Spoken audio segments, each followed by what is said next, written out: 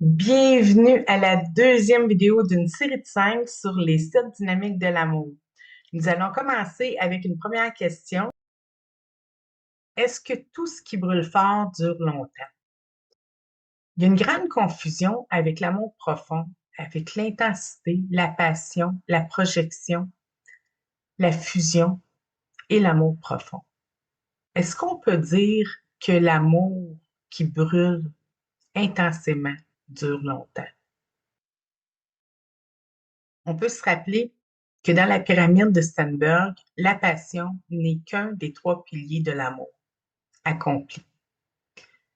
La passion, c'est un des 3 piliers. Quand il manque un des trois, que ce soit la passion, l'intimité ou l'engagement, la pyramide de Sternberg est branlante. Donc, la passion à elle seule ne peut pas durer longtemps si elle n'est pas entretenue par l'intimité, la complicité et l'engagement. On peut bien le comprendre de cette façon. L'amour durable, c'est comme un jardin. On peut se référer aux piliers de la permaculture humaine. Également, je le rappelle, c'est prendre soin de soi, prendre soin de l'autre et partager les ressources équitables. Les ressources, c'est le temps, l'attention et l'énergie. La passion, ça brûle. Ça brûle et souvent de façon inéquitable.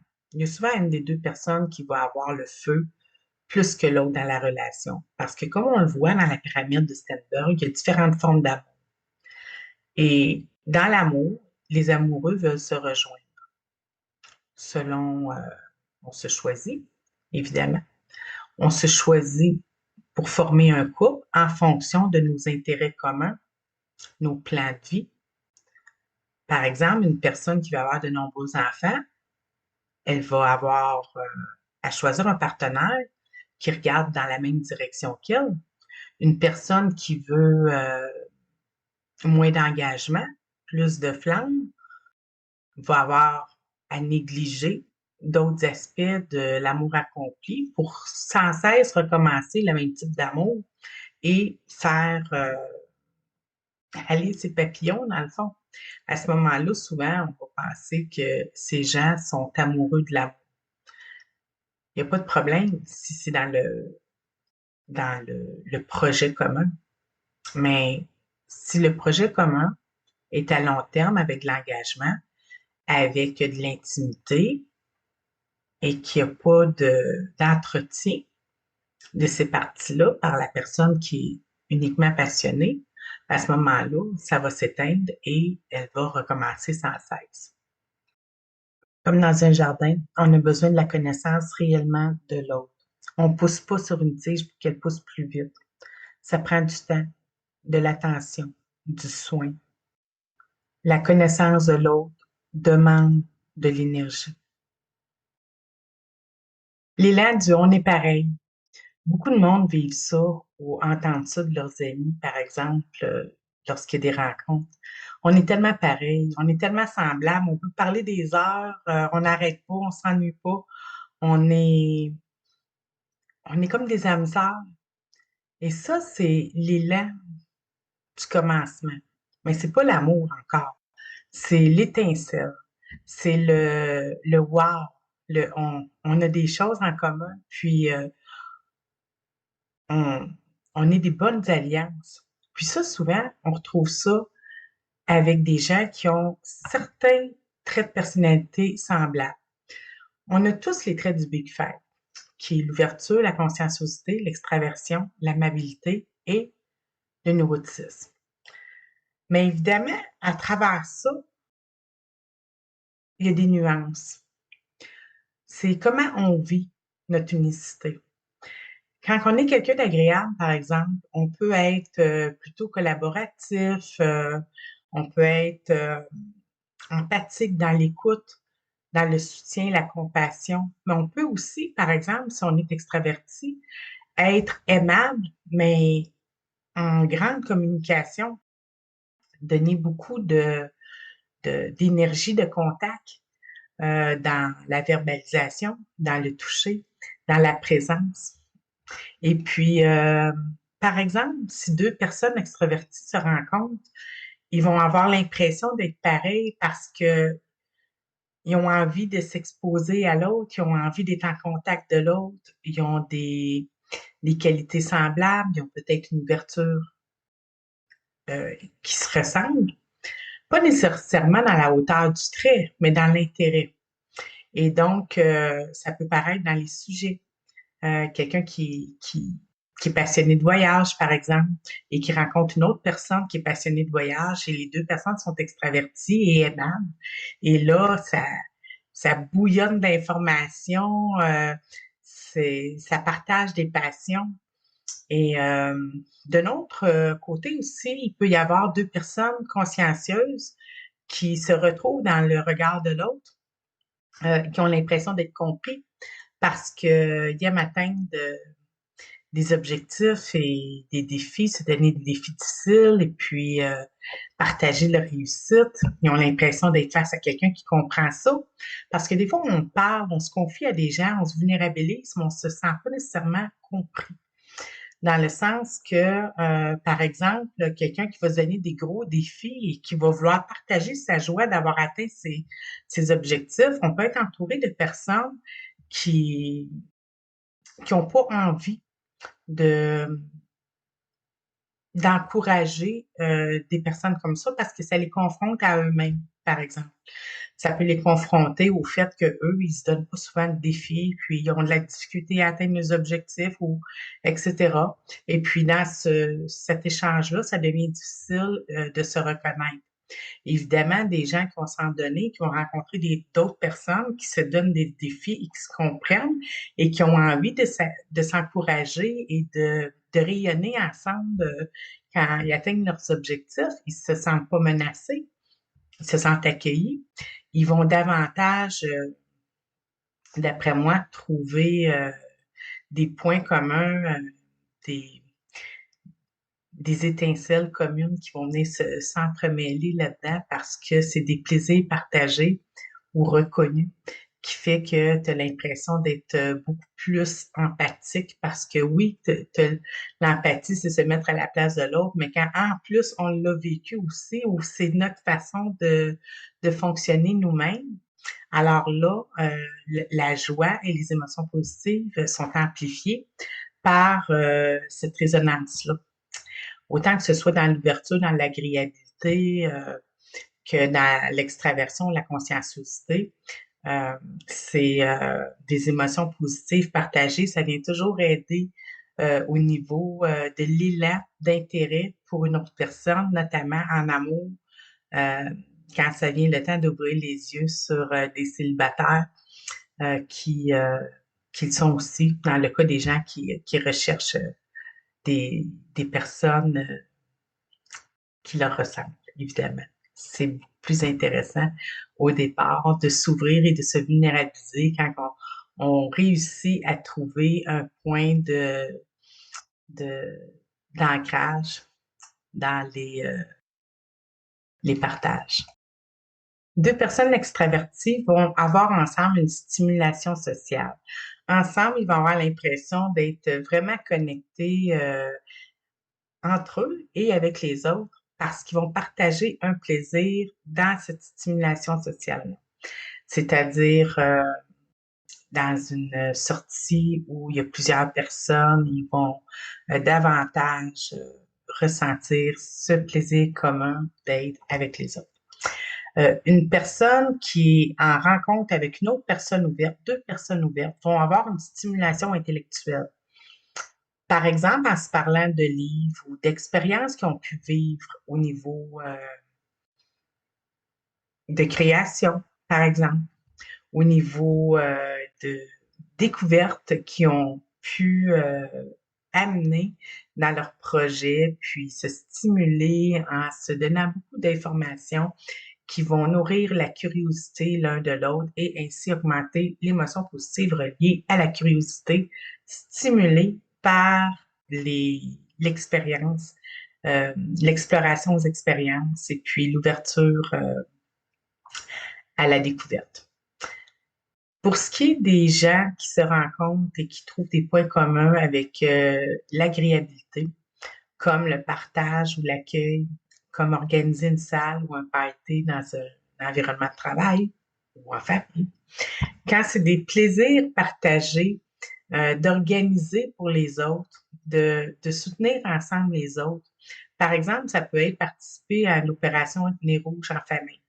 Il y a des gens qui ont des hauts niveaux d'agréabilité qui, ensemble, vont organiser des, euh, des activités en famille, comme l'opération Nez Rouge, pour pouvoir aider les autres ensemble et se sentir vraiment bien et connectés dans la même joie du partage. Pour ces raisons, différentes personnes peuvent se rencontrer dans des contextes où leur haut niveau de trait peut rencontrer celui d'un autre. Et puis, c'est à ce moment-là qu'ils vont se dire, ah, mais on est tellement pareil, on a tellement de plaisir à telle chose ou telle chose en fonction de ce qui ressort le plus dans leur personnalité. Et puis, ils vont se reconnaître comme ça. Et ça peut donner l'élan à un intérêt et à l'envie d'aller vers l'autre et d'aller creuser un petit peu plus parce que oui, on se reconnaît d'abord et dans nos similitudes et dans ce qui nous rejoint. Et ensuite, on veut connaître l'autre dans son unicité et dans ses différences. Parfois, c'est le mystère qui va nous intéresser parce que le mystère est vraiment attractif aussi. Et on dit que le mystère est souvent relié à l'amour parce que on peut être en amour avec une personne qui nous apparaît remplie de, de choses à découvrir et dont on ne perçoit pas à la première rencontre. Donc, à ce moment-là, quand on se reconnaît pas automatiquement dans l'autre, mais qu'on trouve un intérêt, alors là, on peut avoir envie de creuser pour savoir justement, est-ce qu'on a des choses en commun ou non?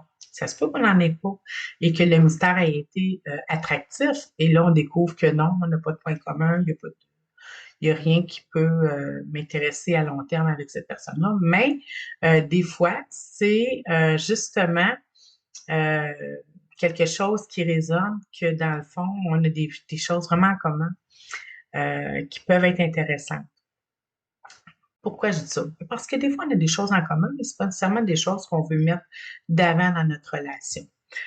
Par exemple, quelqu'un qui est très ouvert peut rencontrer une autre personne qui est très, très ouverte, mais dans le cadre d'une relation intime, elle, elle est plus attirée par des personnes consciencieuses parce que ça la rassure, ça la structure, ça fait en sorte qu'elle a l'impression que sa vie, elle est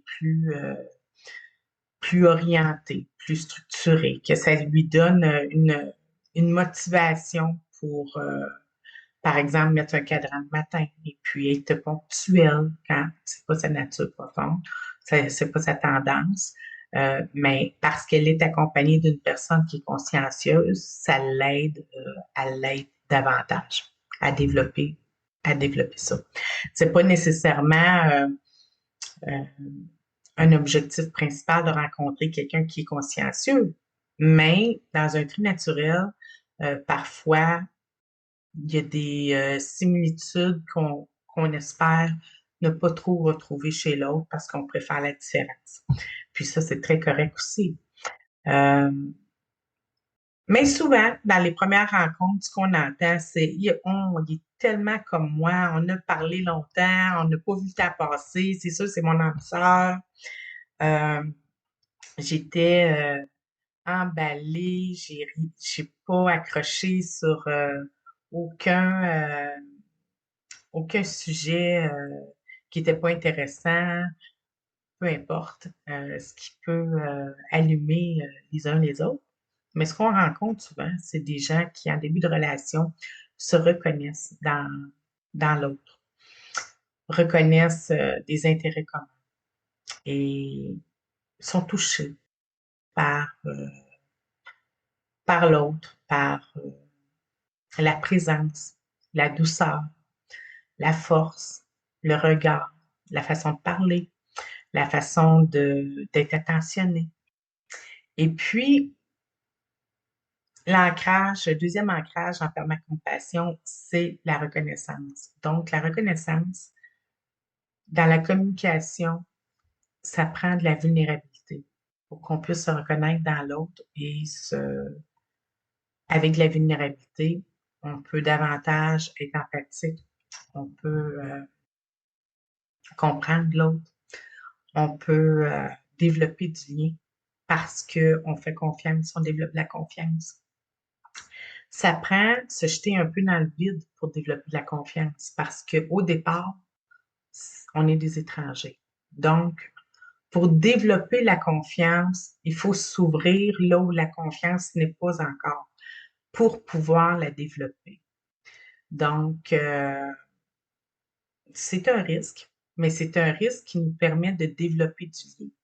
Les gens qui ne se confient jamais ou ne se vulnérabilisent jamais n'exposent pas des parties d'eux qui ne montrent pas à tout le monde. Quand je parle de vulnérabilité, c'est d'accepter d'exposer des parties de soi à la personne comme un cadeau, des parties que habituellement on montre pas à n'importe qui, on montre pas à tout le monde.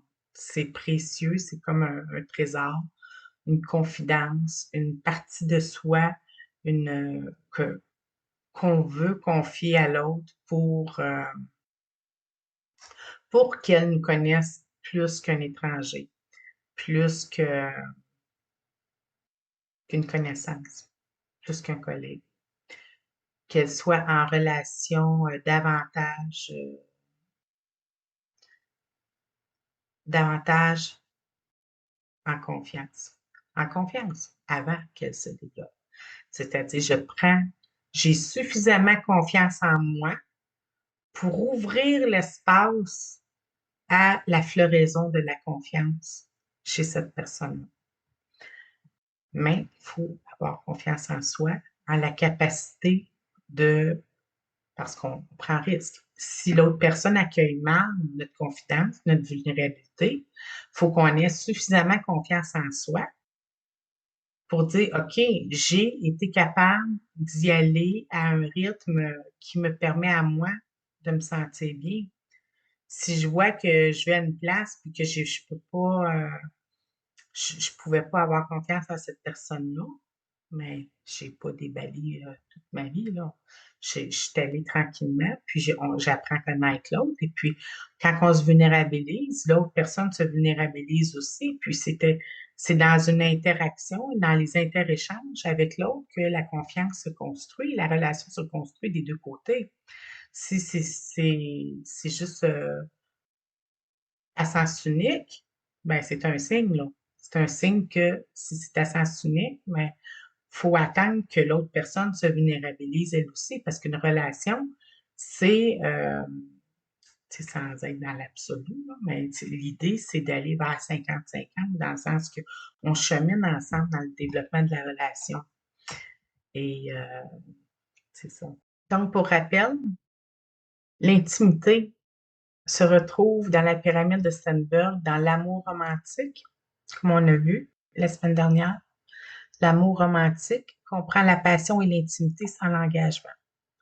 Elle se retrouve également dans l'amour-amitié. À ce moment-là, c'est vraiment de l'amour-amitié, comme ça le dit.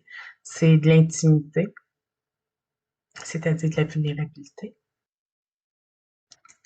Sans passion, donc sans attirance physique, sans échange physique et sans engagement. Et l'intimité se retrouve dans l'amour-amitié. L'amour-amitié, c'est quand l'amitié et l'engagement sont réunis, sans activité sexuelle, sans relation sexuelle. Donc, c'est comme un mariage sans relation sexuelle.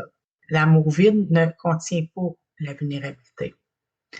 Donc, l'amitié, qui est uniquement composée de l'intimité, on peut dire que dans l'amour vide, l'amitié n'est pas là. Dans le sens où la vulnérabilité, c'est partager des parties de soi qu'on n'expose pas aux autres et être dans une relation capable de le recevoir.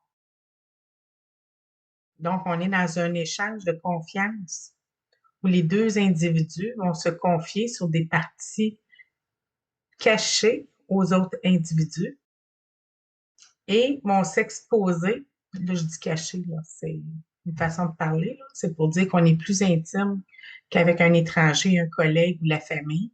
On partage ensemble des expériences et des connaissances qui appartiennent au couple, qui demeurent à l'intérieur du couple, qui font partie de la relation.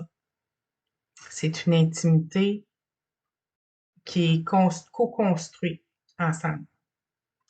Donc, dans l'amour vide, ça prend cette vulnérabilité-là des deux parties pour que ça puisse être considéré comme un amour-amitié.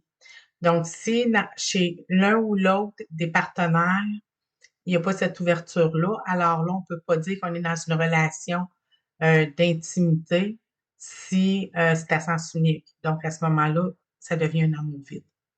Parce qu'un des deux partenaires peut vouloir l'intimité, mais l'autre ne le veut pas. Donc, à ce moment-là, c'est vide. Et s'il n'y a ni la passion, ni l'intimité, c'est l'amour vide, comme j'ai parlé la semaine dernière. Dans l'amour admiratif, c'est la sexualité et l'engagement. Par contre, justement, ça l'exclut l'amitié parce qu'il y a des confidences, des complicités dans des parties des expositions qui ne sont pas révélées aux partenaires dans cet engagement-là. Mais par contre, il y a la passion. Donc, ils ont deux piliers de l'amour accompli dans l'amour admiratif.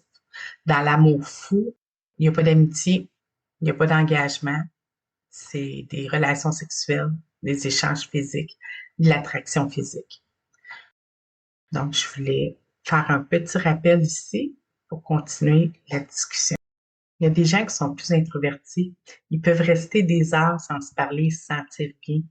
Souvent, ce qu'on retrouve, c'est des gens qui ont en commun des faibles neuroticismes, qui sont capables de supporter le silence sans angoisser, qui sont capables de ressentir ce qui se passe dans le non-verbal et ne pas avoir d'émotions négatives avec les silences, par exemple. Contrairement à d'autres personnes qui peuvent développer de l'anxiété à chaque fois qu'ils sont dans le silence et ont besoin de parler pour combler le silence, les introvertis peuvent développer des étincelles dans le silence. Pourquoi? Parce que le neuroticisme demeure pas à ce moment-là. C'est une zone confortable pour eux. Si c'est confortable, ils sont capables de créer l'espace au silence et à l'appréciation du non-verbal. Le calme partagé est souvent plus amoureux que l'intensité partagée. L'intensité, c'est la passion. Mais souvent, le feu qui brûle s'éteint rapidement. Tandis que le non-verbal, le silence partagé, laisse la place à l'imagination, nourrit l'imagination, invite l'envie. Mais ce qui j'aime vraiment, c'est pas nos ressemblances, c'est la capacité de nos traits à cohabiter sans se blesser. C'est l'acceptation de l'introversion de l'un. C'est l'acceptation de l'extraversion de l'autre. C'est refuser les microagressions, les jugements, la condescendance, les sarcasmes.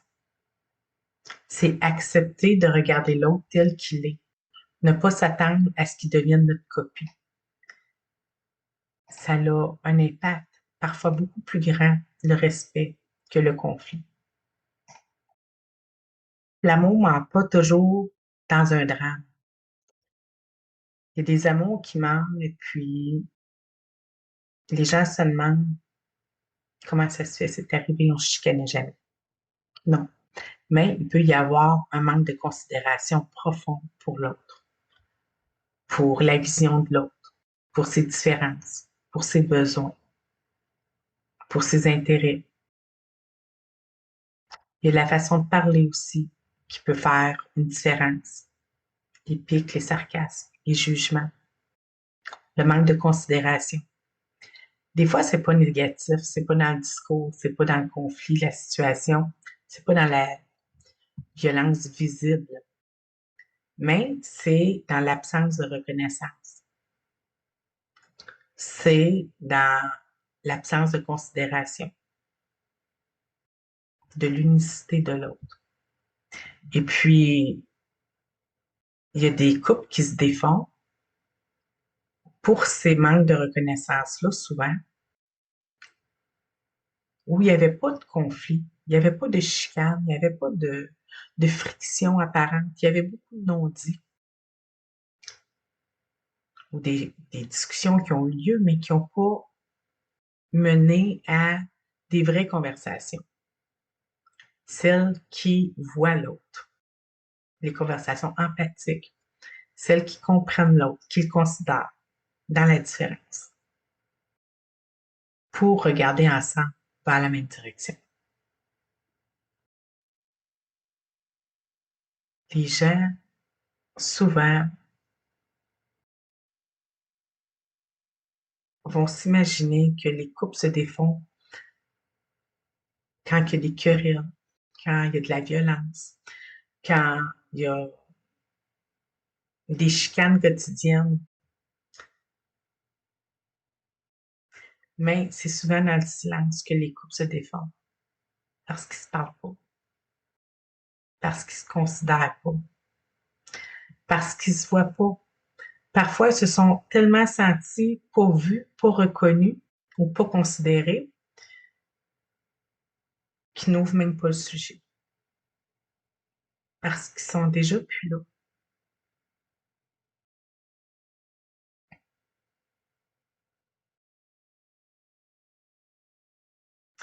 Moi, je vous invite à discuter, à vous voir, à regarder si vous êtes dans le même type d'amour, si vous allez vers la même direction, si vous êtes bien comme vous êtes, c'est la gratitude. À vous responsabiliser, à avoir du courage, de la discussion, de vivre dans le vrai, dans l'authenticité, d'aimer le vrai chez l'autre, sa vérité, sa différence, d'être dans l'amour accompli. Je vous le souhaite tous. Pour revenir à la nature, toi, est-ce que tu cherches les étincelles ou tu cherches un écosystème? Est-ce que tu as besoin d'être nourri dans les trois fondements de l'amour?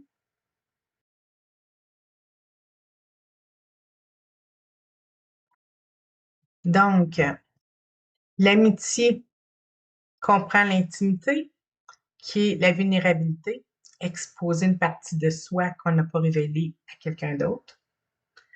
On développe à ce moment-là le lien. Quand on développe l'intimité et qu'on se retrouve en situation d'amitié, c'est parce on s'est vulnérabilisé, on a développé le lien. On s'est jeté un peu dans le vide, dans le sens que on a accordé une confiance sans savoir si elle serait méritée. On a fait de l'espace et tranquillement, on est allé se vulnérabiliser, offrir une confiance à l'autre pour augmenter le lien, développer la confiance et nourrir le lien en répondant. C'est un partage, c'est une interaction. Donc, les gens, tranquillement, pas vite, vont se vulnérabiliser, vont se dévoiler, vont s'exposer, vont accepter de faire des actions et de prendre des risques pour développer des amitiés, développer des liens, se retrouver dans des situations de relations significatives parce que ça prend de la valeur comparativement à nos connaissances, nos collègues avec qui on ne s'est pas vulnérabilisé. Chaque fois qu'on se vulnérabilise et qu'on réussit à s'exposer et à faire confiance et que l'autre personne mérite notre confiance dans le sens que elle accueille ce cadeau-là précieux, la confidence, l'exposition des parts de soi qui sont vraies, qui sont pas parfaites, qui sont vraies. Parce que l'idée, c'est pas d'être accueilli dans la perfection ici. C'est de s'exposer dans la vérité. Et c'est quand on est authentique et vrai et que l'autre nous voit tel qu'on est, avec nos défauts et nos qualités, qu'on se retrouve à nourrir le lien, à accorder de la confiance, à mériter la confiance. Parce que du moment où la personne se confie à soi et que la personne apprend un risque avec nous de s'ouvrir et de s'exposer, c'est déjà un signe d'un terrain fertile. C'est un signe de confiance gratuit. C'est je te fais confiance, même si tu ne l'as pas encore mérité, je te fais confiance. Et je mise sur toi pour tenter de développer du lien. D'accord? Pourquoi? Ben, ça peut être parce que l'autre est reconnu dans vous, ça peut être parce que l'autre, vous avez interagir avec d'autres personnes, puis ça l'inspire. C'est comme une inspiration. C'est comme une intuition qu'avec vous. C'est un risque à prendre. Donc, accepter de se vulnérabiliser, c'est accepter d'aller vers des relations significatives. Et ça prend une part d'ouverture à l'autre et la connaissance de ses risques. Qu'est-ce qu'on dévoile? À quelle vitesse qu'on le dévoile? Comment on se respecte là-dedans? Comment on prend nos responsabilités dans ce qu'on dévoile? C'est pas de la faute de l'autre si on prend un risque. C'est nous qui prenons un risque de faire confiance à l'autre. Au début d'une relation, on se responsabilise. On prend, ça prend du courage. On prend notre courage. Et puis on risque. Pourquoi? Parce que c'est ça qui fait que les relations humaines deviennent significatives. Donc, à la base, j'ai mis beaucoup d'emphase sur ça parce que je trouve que c'est une partie vraiment très importante de l'amour accompli. Et comme les autres parties, d'ailleurs, parce que c'est ce qui fait du sens. Chaque partie de l'amour accompli, que ce soit l'intimité. L'intimité, je le rappelle, c'est l'amitié. Que ce soit la passion ou l'engagement, les trois parties font l'amour accompli selon la pyramide de Steinberg. Son triangle. Triangle pour l'amour. Ici, quand l'amour, amitié, ça comprend l'engagement et l'intimité, à ce moment-là, il y a vraiment, vraiment une volonté de partager ensemble. Il y a un très haut niveau de confiance qui se développe quand l'amitié passe à l'engagement parce que il y a eu beaucoup de vulnérabilité et c'est un niveau de confiance élevé qui fait que l'engagement apparaît. Donc, c'est ce qui a permis ça. Ici, pour l'amour vide, c'est pas l'intimité qui a permis ça. Donc, c'est quoi? Ben, c'est l'ambition, c'est les rêves, peut-être les rêves de mariage, les rêves, parce que tout le monde sait que beaucoup de personnes ont rêvé dans leur jeunesse d'un mariage en blanc, par exemple. C'est très stéréotype, là, mais c'est pour donner un exemple. Quand le rêve stimule les objectifs de vie, quand l'idée est là avant l'individu, le rêve, les projets, quand la personne sait qu'elle veut des enfants, le nombre qu'elle veut une maison, qu'elle veut une personne en uniforme, c'est un exemple que je donne, mais quand la personne, elle a déjà tout son portrait de vie sans être en relation intime et vulnérable avec une personne, mais qu'elle sait déjà que c'est ça sa vie. C'est pas c'est pas une personne qui est dans l'amour romantique qui attendait son prince charmant, là. C'est quelqu'un qui attendait la réalisation de ses plans. À ce moment-là, la personne, euh, elle est disponible à s'engager sans passer par l'amitié et l'intimité, sans sentir le besoin de se vulnérabiliser, sans sentir le besoin de rentrer dans un amour passion. Là, je parle pas de l'amour fou, mais de la passion de l'amour accompli, dans le besoin d'être physiquement avec l'autre et de l'accepter dans sa corporalité et dans son intimité, dans son entier. À ce moment-là, c'est une personne qui va s'engager dans un amour vide. C'est son objectif. À la base, mais ça peut toujours, ou pas nécessairement à la base, mais de toute façon, c'est ce qui est vécu. Donc,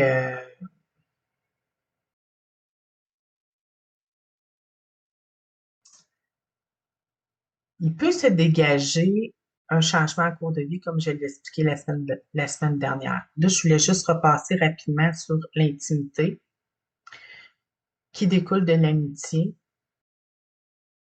Vous voyez, juste pour un rappel. Je vais continuer parce que je suis en train de m'égarer.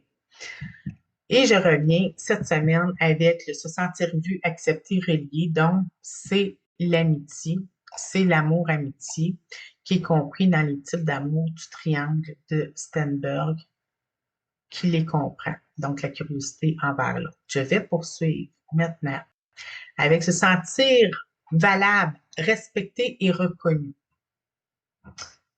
Pour la lentille de l'autodétermination, la compétence valeur personnelle. Se sentir valable, accepté et reconnu. Je trouve ça vraiment intéressant de venir là-dessus parce que justement, on vient de parler de passion et d'amitié. Pour se sentir valable, accepté et reconnu, c'est-à-dire dans un objectif d'aller vers l'amour accompli, l'intimité, la passion et l'engagement, une personne qui recherche l'amour accompli et qui ne le trouve pas, il lui manque une des trois. D'accord? Est-ce qu'à ce moment-là, se sentir valable, respecté et reconnu, l'amour, c'est un projet de vie, là. Valable, respecté et reconnu dans le projet de vie le plus important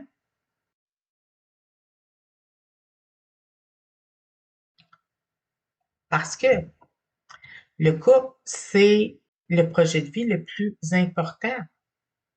On passe pas notre travail avant notre couple, là. On peut changer de travail, mais normalement, quand on est en couple, c'est de l'investissement. C'est de l'investissement autrement que bon, bon, je parle de l'amour accompli, là, évidemment. Se sentir respecté, reconnu et valable. Je reviens. Dans l'amour, amitié, est-ce qu'on se sent respecté, reconnu et valable? Ben, si les deux personnes sont dans un amour amitié, on se sent respecté, reconnu et valable. Parce que c'est l'objectif commun. Le but commun, c'est de maintenir et nourrir l'amitié.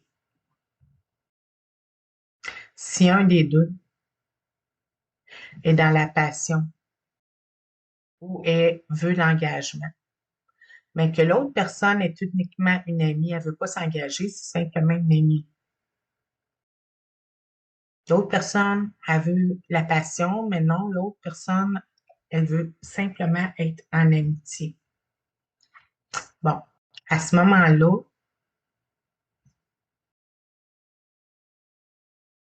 la personne qui veut le moins, c'est ce qui doit être respecté parce qu'on force pas personne. Donc, l'amitié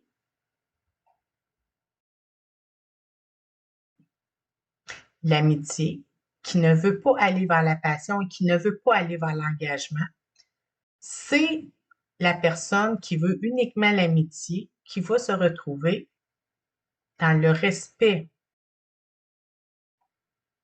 la reconnaissance et la validité de ce qu'elle veut vivre comme expérience. C'est elle qui va obtenir ce qu'elle veut, l'amitié. Ou pas. Parce qu'une personne peut dire non, moi, je t'aime trop pour être ton ami. Parce que ça, j'en ai vu beaucoup de gens comme ça qui ont dit non. Moi, je t'aime tellement que moi, te voir comme une amie, puis ne pas être capable de te toucher, c'est trop difficile pour moi. Tu sais, j'ai trop de désir pour toi. Je préfère ne plus te voir que de te fréquenter et de me faire souffrir. OK? Fait qu'à ce moment-là, ça peut faire des bris d'amitié. Parce que la personne, elle souffre en présence d'une personne qui ne veut pas aller plus loin. Les deux personnes doivent être respectées là-dedans. La personne qui est dans le plus bas des triangles, ici dans l'amitié, qui est dans le plus, l'amour le moins fort, en fait. Puis là, je dis le mot force, mais c'est une question d'élévation vers l'amour accompli. C'est dans ce sens-là que je le dis. Elle doit absolument être respectée. Et puis, à la limite, si la personne ne peut pas lui accorder son amitié, si elle ne peut pas parce qu'elle est trop dans la souffrance, de ne pas pouvoir s'engager ou de ne pas pouvoir aller plus loin, à ce moment-là, il va y avoir un bris d'amitié. Dans tous les cas, quand on regarde le respect, la reconnaissance et la validité de son amour pour l'autre et envers l'autre, tout le monde doit être respecté. Si l'amour-amitié veut de l'engagement et l'amour romantique veut la passion. Ils ont en commun une amitié. Donc, les deux veulent plus que de l'amitié. Les deux sont d'accord là-dessus. Ils veulent plus que de l'amitié. Une personne veut la passion et l'autre veut pas la passion, veut l'engagement. Là, c'est très complexe parce que pour ce qui est de la passion et de l'engagement, qu'est-ce qui risque d'arriver ici? Pour que les gens se sentent respectés, reconnus et valables.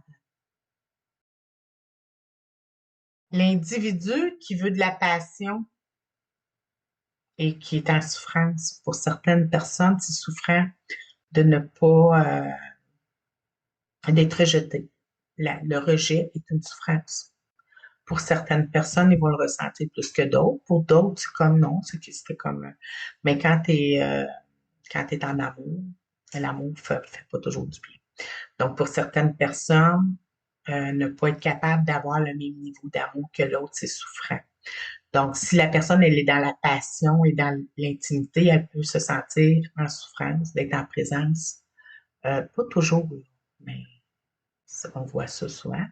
D'être en présence d'une autre personne qui n'a pas cet élan-là de passion envers elle et qui veut de l'engagement tout en vivant du rejet, par exemple.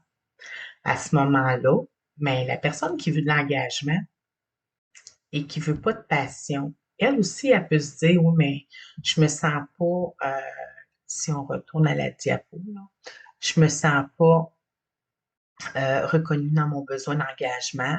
Je me sens pas respectée parce que moi, je veux de l'engagement et j'ai l'impression que je suis pas valable si tu t'engages pas parce que toi, tu veux du sexe, tu veux des échanges intimes et de l'amitié, mais tu veux pas d'engagement. Donc, les deux peuvent ne pas se sentir bien dans la relation parce qu'ils n'arrivent pas à se rejoindre.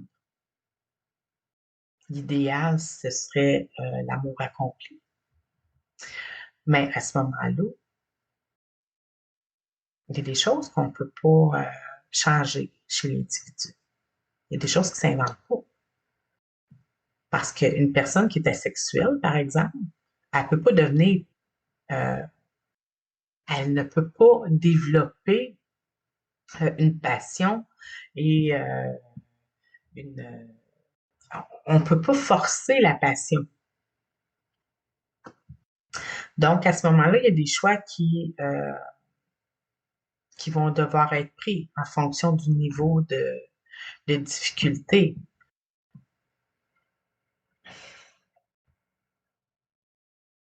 Donc, se sentir valable, respecté et reconnu. Est-ce qu'il va y avoir des ententes à ce moment-là? Il y a des couples qui font des ententes par rapport à la sexualité. Il y a des couples il y a toutes sortes de couples, là. Il y a des couples qui vivent leur sexualité de différentes façons, qui vont inclure dans leur intimité, dans leur sexualité. euh, il y a différentes façons de vivre ces passions sans que ce soit nécessairement direct, mais là, il y a des ententes qui se font. Puis là, moi ici, là, il y a tellement de cas de figure dans les différents couples et ce qu'on peut retrouver euh, à travers les cultures notamment, que je vais pas rentrer là-dedans, mais parce que là, j'en aurais vraiment toute une saison à en parler. Mais il y a des arrangements qui se font. C'est ça que je veux dire, c'est que dans les couples amitiés, quand l'amitié est là dans les deux, parce que l'amitié, c'est mutuel. Donc, il ne peut pas y avoir de l'amitié juste chez le partenaire et non chez soi. Si on se dit non, moi j'étais dans un couple amitié, mais lui, il pense qu'on n'était pas des amis, mais on était des amis. On ne peut pas forcer ça. C'est de l'intimité, c'est un partage d'intimité. Si une des deux personnes s'est confiée énormément et que l'autre s'est jamais confiée, s'est jamais vulnérabilisée ou était dans la critique et le jugement, on ne peut pas, puis là je parle de constance, là je parle d'humiliation, de pattern d'humiliation, peu importe, mais à ce moment-là, c'est autre chose. Il faut que les deux personnes se sentent dans l'intimité. C'est une co-création, la relation. Donc, mais ce que je veux dire, c'est qu'il y a des arrangements. Il y a des couples qui, quand ils vivent l'intimité, arrivent parfois à trouver des arrangements pour leur passion, leur engagement, pour satisfaire les besoins de l'autre, accepter des situations. Ça relève de chacun à décider comment ils construisent leur couple. Donc, mais quand l'amitié est là, c'est possible. Quand l'amitié n'est pas là, c'est pas possible. C'est pas possible d'arriver à une entente et à une compréhension ou à une vulnérabilité qui permettent même d'en discuter. Donc, ici, se sentir valable, accepté, reconnu. Il faut le dire, c'est que le type d'amour n'est pas négociable, là. On ne peut pas dire, moi, je vis l'amour comme ça, c'est ma définition, c'est mon jugement, c'est mes valeurs, et toi, tu vis l'amour, euh, par exemple, toi, tu as une vision de l'amour accompli, moi, j'ai une vision de l'amour amitié, puis ma vision est aussi bonne que la tienne, puis c'est ça qui est ça. Ben, quand tu es dans un couple, tu peux pas juste penser ça, là, parce que tu es dans un couple. Si tu es fermé à la vision de l'amour de l'autre, ben, en partant, il y a un problème parce que vous ne regardez pas dans la même direction. Donc, est-ce que la personne se sent acceptée et reconnue, respectée? Respecter, c'est reconnaître le besoin de l'autre et la passion est aussi valide que l'amitié, là. Dans le sens, comme je disais tout à l'heure, si la personne elle souffre en permanence, couchée à côté d'une partenaire qui la repousse constamment, ben, elle est dans la souffrance. C'est jour après jour, là. On peut pas juger ça. C'est aussi valable que l'autre personne qui, elle, ne veut pas. Mais l'idée, c'est d'être avec une personne, un partenaire qui souffre pas. L'amour, c'est pas la souffrance, là. C'est pas ça le but. Mais si on n'est pas capable de reconnaître le besoin de l'autre et qu'on est dans le jugement et qu'on est dans la non-reconnaissance de son vécu et de son quotidien, on a un problème d'intimité. On n'est pas dans l'empathie, on n'est pas dans la compréhension. Donc ici,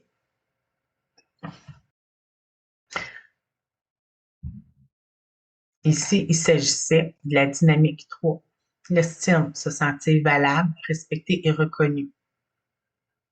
Dans l'autodétermination, si on appose la lentille de la compétence qui fait partie de la théorie de la motivation de l'autodétermination, c'est la valeur personnelle de la compétence. Mes valeurs, j'ai mes valeurs. L'autonomie, être soi sans se trahir, ne pas faire assemblant pour l'autre.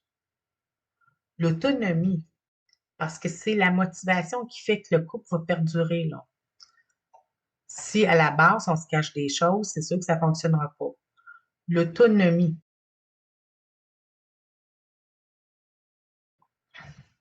être soi sans se trahir. C'est-à-dire, si je cache le fait que je suis un passionné pour pas être jugé par mon amoureuse amitié. Parce que est-ce qu'on est amoureux quand on est dans l'amitié? On le disait, hein?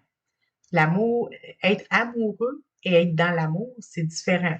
Le sentiment d'être amoureux comprend la passion. D'accord?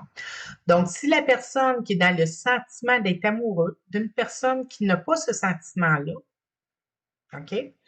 Elle croit être dans l'amour, mais elle n'a pas le sentiment amoureux, elle n'a pas le besoin d'être en contact de l'autre, elle ne sent pas le besoin d'y toucher, euh, de, de, de partager de la dopamine, de la sérotonine et de l'oxytocine en se câlinant et en se donnant de l'affection et en partageant de la sexualité.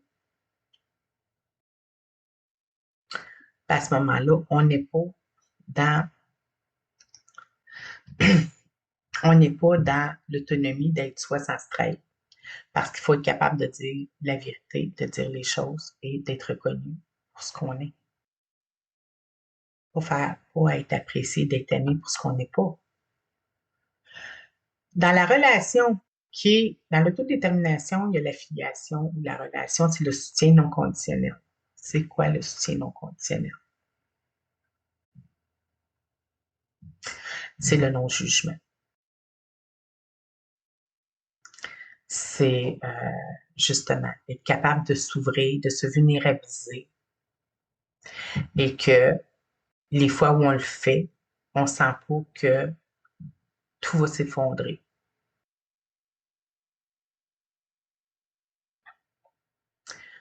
Si on sent qu'à chaque fois qu'on parle ou qu'on veut se vulnérabiliser, que notre relation est mise à risque, là, quand on parle de soutien non conditionnel, on parle pas de violence, là. C'est sûr que non, parce que la violence, il ne s'agit pas ici de l'amour non conditionnel. C'est vraiment autre chose, là, je vais le dire. Le soutien non conditionnel, c'est-à-dire la confiance, d'être capable de se vulnérabiliser à l'autre sans marcher sur des œufs à chaque fois, parce qu'il faut poser des conditions.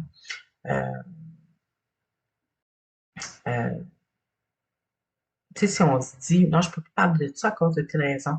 Non, mais si je parle de ça, là, c'est sûr que la personne va réagir comme ça. Non, si je fais ça, il va faire ça. Non, je peux pas parler de ça parce que à chaque fois que je parle de ça, la personne, elle parle, puis elle revient pas. Aussitôt que je vais ouvrir la bouche, elle va partir. Donc, si la relation, elle est toujours mise à risque à toutes les fois qu'on veut s'exprimer, c'est dans ce sens-là. Est-ce qu'on est capable de se parler, de se donner, on peut se donner des règles. On peut se donner des règles. Je pars jusqu'au bout. Après ça, c'est à toi de parler. Aujourd'hui, c'est toi qui, je sais pas moi. Aujourd'hui, tu dis tout ce que tu penses. Demain, c'est moi. Puis après ça, on va prendre une journée puis on va se parler ensemble. Mais le risque n'est pas l'effondrement du couple à chaque fois qu'on se parle. Parce que si ici, c'est ce que j'entends par non conditionnel, c'est que la relation n'est pas mise en question à toutes les fois qu'il y a une discussion. Parce que c'est castrant. Ça castre l'élan, l'envie. Ça tue l'amour que de se sentir menacé à toutes les fois qu'il y a une communication ou d'être dans l'anxiété de perdre à chaque fois qu'une communication vraie et authentique. Parce que si d'être vrai et authentique, ça remet en question euh, notre vision de notre couple et de sa stabilité, ben, il y a des vraies questions là, ici à se poser. L'estime, c'est justement se sentir reconnu, respecté et valide, valable, et valable de s'exprimer, valable d'avoir des besoins, valable et dans l'échange, ne pas se sentir diminué parce qu'on n'a pas le même type d'amour. Non, d'être capable d'en parler, puis d'être capable de voir s'il y a moyen de cheminer ensemble vers l'amour accompli, par exemple. Mais la discussion, elle doit se faire. Si les gens ne sont pas capables de discuter de leur plan de vie, leur plus important, l'équipe la plus importante de leur vie ne sont pas capables de se parler pour savoir si où ils se trouvent et vers où ils veulent aller. Puis, est-ce qu'ils se sentent, parce que déjà, juste de se parler, de s'écouter dans le non-jugement. OK, on est dans l'accueil, là. Le but, c'est pas de juger l'autre et de se comparer pour juger l'autre. C'est pas ça. C'est de parler avec authenticité, de se dire les vraies choses, de cheminer dans la vérité de un et de l'autre. Parce que il y a deux vérités. C'est-tu la même? Ben, idéalement, il faut que ce soit la même. Et si c'est pas la même, est-ce qu'il y a moyen de se diriger vers un amour accompli? Parce que c'est ce qu'il y a de plus solide, c'est ça. Pourquoi? Pourquoi on se dirigerait vers là? Parce qu'on veut mettre ensemble toutes les chances de notre côté de vivre un amour durable. Si les deux personnes sont dans un amour amitié, qui sont satisfaits de tout, il n'y a pas de problème. Si les deux personnes sont en amitié et qui ne veulent pas aller vers un autre type d'amour, il n'y en a pas de problème. Mais s'il y a des gens malheureux, il faut savoir regarder pourquoi ils sont malheureux. Et y a-t-il moyen de faire quelque chose? Parce qu'on travaille sur la durabilité, l'engagement. Quand il s'agit d'un couple engagé, on veut aller travailler sur les bonnes choses. Si on veut aller vers l'engagement,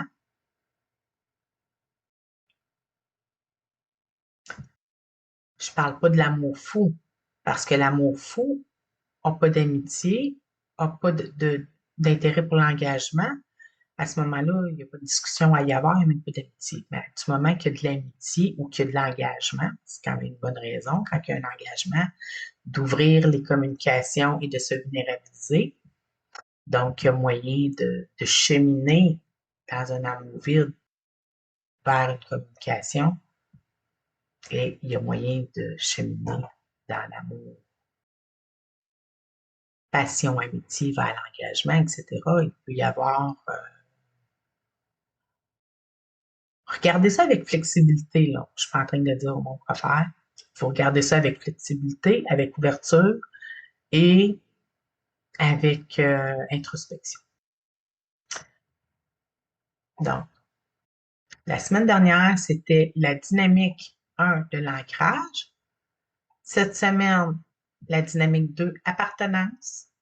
Appartenance, qui est dans l'intimité, comme on l'a vu. La dynamique 3, l'estime, se sentir valable, respecté et reconnu en amour. En amour, c'est en amour et en amitié. D'ailleurs, la compétence, c'est les valeurs personnelles, l'autonomie, être soi sans se trahir, relation, soutien non conditionnel. C'est ce qu'on s'attend, en fait, dans un couple, d'être soutenu inconditionnellement dans la relation. On est à ce moment-là l'équipe numéro un, justement. Donc, il faut du soutien inconditionnel pour perdurer. Ça fait partie de la pyramide de Maslow. Et, comme on l'a vu, il y a les bases physiologiques, la sécurité, l'amour, l'estime de soi. L'accomplissement se retrouve dans l'amour accompli. L'amour accompli, c'est un besoin qui rentre en fait dans l'accomplissement, la réalisation. Les gens qui, en fin de vie, de longues années de mariage et qui se sont accomplis, ont réussi à stabiliser leurs besoins précédents. Si on regarde la pyramide de Maslow, pour arriver à l'accomplissement, les besoins physiologiques, les besoins de sécurité, d'amour, d'estime de soi, les besoins d'appartenance doivent être présents pour arriver à l'accomplissement. La conscienciosité, c'est la fiabilité. Dans l'engagement, on a besoin de fiabilité pour arriver à l'estime de soi. Je vais relier ça à l'engagement. Dans les couples longue durée, la conscienciosité, le neuroticisme, sensibilité à la critique.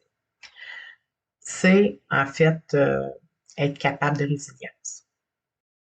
Parce que dans le quotidien, c'est vrai qu'il va y en avoir de la critique. Il va y en avoir des difficultés, des conflits. Ça ne fonctionnera pas toujours. Parce que c'est ça la vie. Il y a des frictions et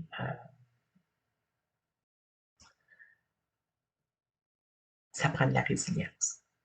Parce que si on partirait à chaque critique, si on partirait à chaque situation où ça ne fonctionne pas, où l'autre personne n'est pas parfaite, où soi-même on n'est pas parfait, si on accumule les critiques, si on manque de compassion envers soi-même, si on ne se pardonne pas, si on ne pardonne pas à l'autre. Mais si on arrive à se pardonner et à continuer à avancer, il faut comprendre que si on est toujours dans l'accusation et dans le jugement de l'autre, et qu'avec soi, on se dit pour bien évoluer, être en santé, être épanoui, me sentir bien dans ma vie, vivre une vie positive, je dois avoir de toute compassion pour moi, me parler comme il faut, je dois faire attention à moi, je dois faire attention, je dois me pardonner comment je réagis, je dois travailler pour euh, m'améliorer constamment. Si on pense que non, cette personne-là ne changera jamais, peu importe que ce soit en couple ou pas en couple d'ailleurs, là, lorsque les gens se disent il n'y a rien à faire avec cette personne-là, elle ne changera jamais. C'est comme un reflet de soi-même, ça. Parce que quand on est convaincu qu'une personne ne peut pas changer et qu'elle ne changera jamais, on est en train de dire à la vie, moi, là, je crois que je suis incapable de changer. Et parce que je crois que la vie, c'est pas changement, je ne peux pas le voir dans l'autre. Parce que moi, je suis pas capable de changer. Si moi, je suis pas capable de m'améliorer, si moi, je travaille pas sur moi, comment je peux croire ça pour quelqu'un d'autre? Si on croit qu'on est capable d'introspection, si on croit que la vie, c'est résilience, si on croit, je vais refaire encore des liens avec la nature, mais la nature, c'est résilient, tous les humains sont résilients. Si notre discours interne, c'est qu'il y a des gens qui sont incapables de changer et qui ne pourront jamais changer et qu'on nourrit cette croyance-là, c'est parce qu'il y a une part de soi qui n'est pas capable de changer. On s'accroche à nos jugements. Et parce qu'on s'accroche à nos jugements, on juge les autres. Des fois, il y a de l'incompatibilité, puis des fois, il y a des fins de relation. Je nie pas ça. Mais les discours qui tirent par en bas, en brisant la confiance des autres, en propageant que les autres ne changeront jamais, en propageant que les autres sont mauvais et qui ne changeront pas. Mais qu'est-ce qu'on est en train de se dire? Est-ce qu'on peut vraiment dire ça puis se dire non, mais moi, je suis meilleur que les autres? Moi, je suis meilleure que les autres parce que moi, je change. Moi, je m'améliore. Mais les autres ne peuvent pas. Qu'est-ce qu'on est en train de dire? Je vais revenir à l'amour parce que des fois, il y a des discours qui peuvent se dire à l'intérieur des couples qui sont des critiques très difficiles et que quand c'est un pattern chez l'individu de critiquer, de juger comme ça jour après jour, ou d'entendre le partenaire juger jour après jour, que ce soit à la télé ou partout, mais la personne est toujours en train de juger, toujours en train de critiquer, elle accepte jamais rien, elle est toujours dans le jugement, dans la jalousie ou dans la comparaison. Ben, il se peut que même si on n'est pas directement visé, qu'on se dit, OK, mais moi, là, quand je suis pas là, tu es toujours en train de parler de mal comme ça de moi. On peut se déconnecter ou ça peut être un tue-amour que d'entendre quelqu'un qui est constamment dans le jugement, qui est constamment en train de se comparer et de condamner les autres et de croire que les autres ne peuvent pas changer. Puis même si c'est pas dirigé envers soi, de l'entendre peut faire en sorte qu'on se dit, OK, mais dans le fond, je suis avec quelqu'un qui croit que, qu'il peut pas changer parce qu'il croit que personne ne peut changer. Donc, avoir peur du changement, des fois, ça peut être comme contagieux et ça peut être un tue-amour parce que le jugement, tu sais, le jugement. Puis, c'est comme une résonance qui nous revient.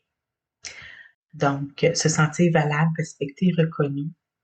Des fois, c'est indirectement que les gens peuvent se sentir non respectés, non reconnus et non valables parce qu'ils entendent des choses de d'autres personnes, mais qui se disent, OK, mais quand je suis pas là, qu'est-ce qu'on dit de moi? Donc, élever les gens vers le haut, c'est croire au changement, c'est croire aux possibilités, c'est croire que ce qu'on accorde à l'autre comme capacité, on le possède nous aussi. Donc, si on croit que le monde peut être mieux, c'est parce qu'on croit profondément que nous aussi, on peut être mieux, je pense. Donc, le Big Five, la conscienciosité, la fiabilité, c'est c'est une parenthèse que je faisais, mais la fiabilité, c'est être capable de croire que l'autre a la capacité de voir positivement le monde. Parce que partager sa vie avec quelqu'un qui voit le monde négatif et qui ne voit pas l'espoir, qui ne voit pas le beau, le beau côté, qui a de la difficulté à s'émerveiller, ça peut être difficile.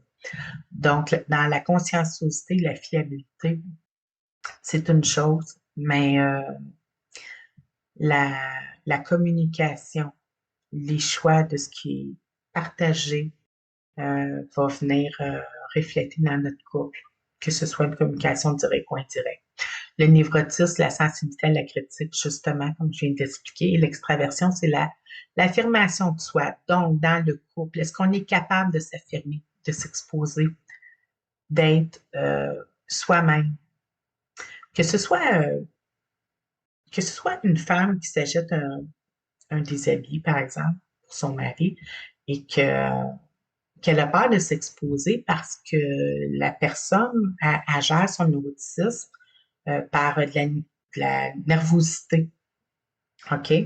Et puis, ça peut être une difficulté à s'exposer par rapport à son propre neuroticisme, mais aussi par rapport à l'autre, qui, par exemple, peut avoir une tendance à l'humour. Mais l'humour, ça peut faciliter dans certains contextes, mais ça peut nuire dans d'autres. Si la personne a fait de l'humour au moment où l'autre personne se vulnérabilise et que c'était pas le moment de faire de l'humour parce qu'elle a pris tout son courage pour s'exposer.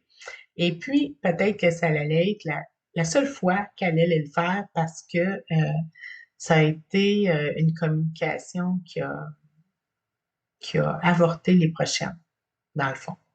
Donc, l'extraversion, l'affirmation de soi, c'est être capable de s'exposer en couple et d'être accueilli selon le contexte. Donc, sortir de ces patterns parfois euh, de communication qui sont adaptés dans des contextes pour alléger les communications, mais qui, dans un autre contexte, peuvent venir faire l'inverse.